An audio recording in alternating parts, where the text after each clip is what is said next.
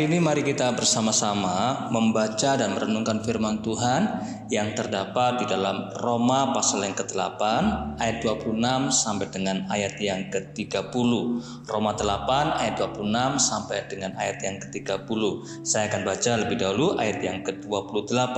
Kita tahu sekarang bahwa Allah turut bekerja dalam segala sesuatu untuk mendatangkan kebaikan bagi mereka yang mengasihi Dia, yaitu bagi mereka yang terpanggil sesuai dengan rencana Allah. Saudaraku dikasihi oleh Tuhan, dalam kehidupan kita sehari-hari, dalam segala hal dalam hidup kita, ada beberapa hal yang tidak bisa, sekali lagi, tidak bisa terjadi dengan sendirinya.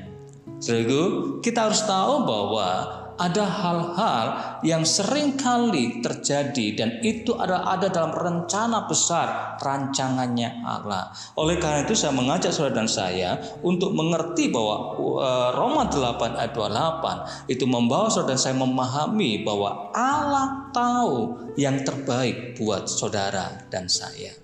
Saudaraku dikasih Tuhan, kecenderungan kita manusia adalah kecenderungan untuk hidup di dalam dosa. Keinginannya adalah keinginan untuk berbuat dosa.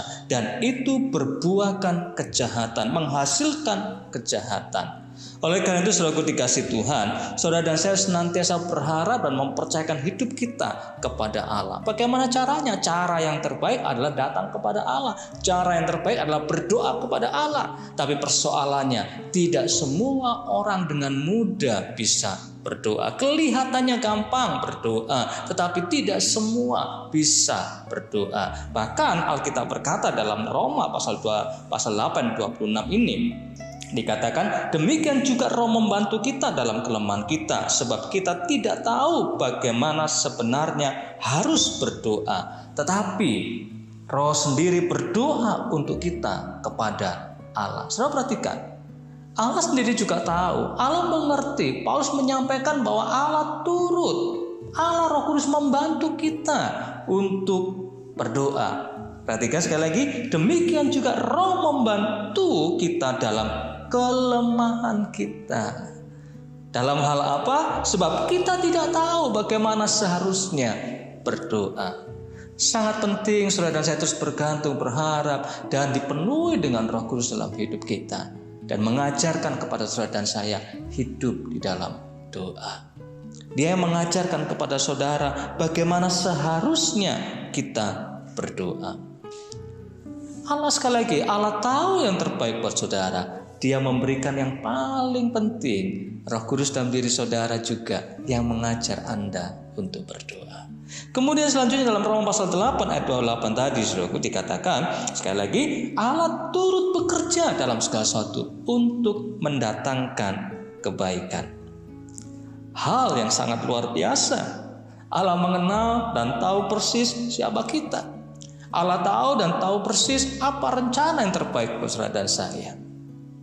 Yang terpenting bagi saudara dan saya sekarang adalah bagaimana kita mempercayakan diri sepenuhnya kepada Allah, hidup di dalam rencananya, tinggal di dalam rencananya, tetap hidup sesuai dengan kebenaran firman Allah.